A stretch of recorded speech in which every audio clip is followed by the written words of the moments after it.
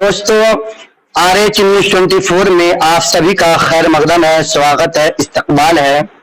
इस वक्त हम बिहार के अररिया जिला के अंतर्गत एक गांव है, गांव का नाम है डुमरिया।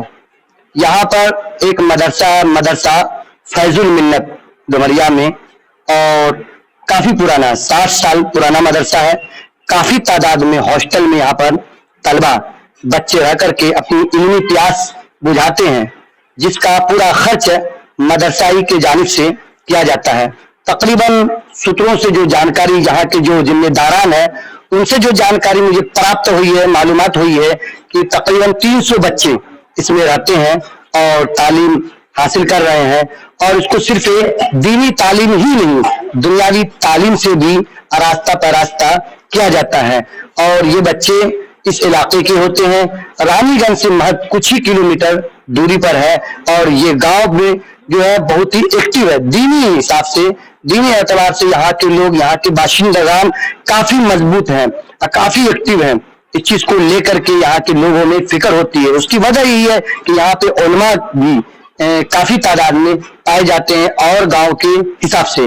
तो फिलहाल और भी हम मदरसे को लेकर के कई मुद्दों पे मुफ्ती साहब हमारे पास मौजूद है, उपस्थित है, उनसे हम चर्चा करेंगे और वार्तालाप करेंगे। तो सबसे पहले मुफ्ती साहब, RH न्यूज 24 में आपका खैर मकदम है, स्वागत है। शुक्रिया। मुफ्ती साहब, ये आपका इदारा काफी पुराना है और माशाअल्लाह मैंने मदरसे के अंदर घूम करके देखे हैं, काफी निजाम जो इसका है काफी बेहतरीन अच्छी तरीके से चल रहा है। तो ये सब निजाम को अच्छी तरीके से चलाना, फिर तालीम और तरबियत बच्चे के अंदर वो करना, तो ये सब आप लोग कैसे कर पाते हैं? बिस्मिल्लाहिर्रहमानिर्रहीम। मदरसा फैजुल मिन्नत डुमरिया यकीनन एक बहुत ही कदीम इदारा है और हमारे बुजुर्गों का कायम करदा इदारा है।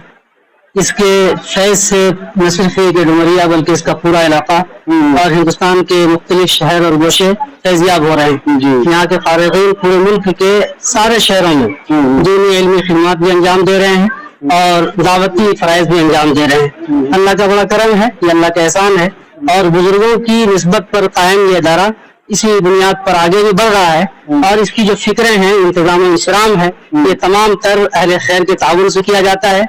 गांव के लोगों की बड़ी कुर्बानियां रहती है इस इदारे के हक में।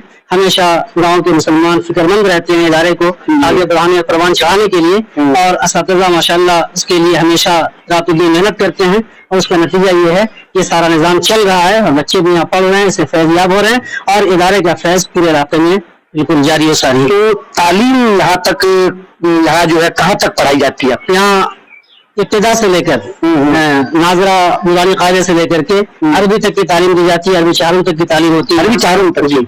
और इसके साथ साथ असली तालीम भी इसमें स्कूल के निसाब के मुताबिक दी जाती है। अंग्रेजी, साइंस, हिसाब, हिंदी, सारी तालीम इसके अंदर दी जाती है। तो ये जो आप लोगों की जो कमेटी होगी, कमेटी के माध्यम से सब? जी हाँ, कमेटी के मातहत इदारा चलता है। इसकी बाकायदा कमेटी, उसके सदर सेक्रेटरी है और RIT मदरसे के, और उन सबकी निगरानी और देख रेख में इदारा चलता है।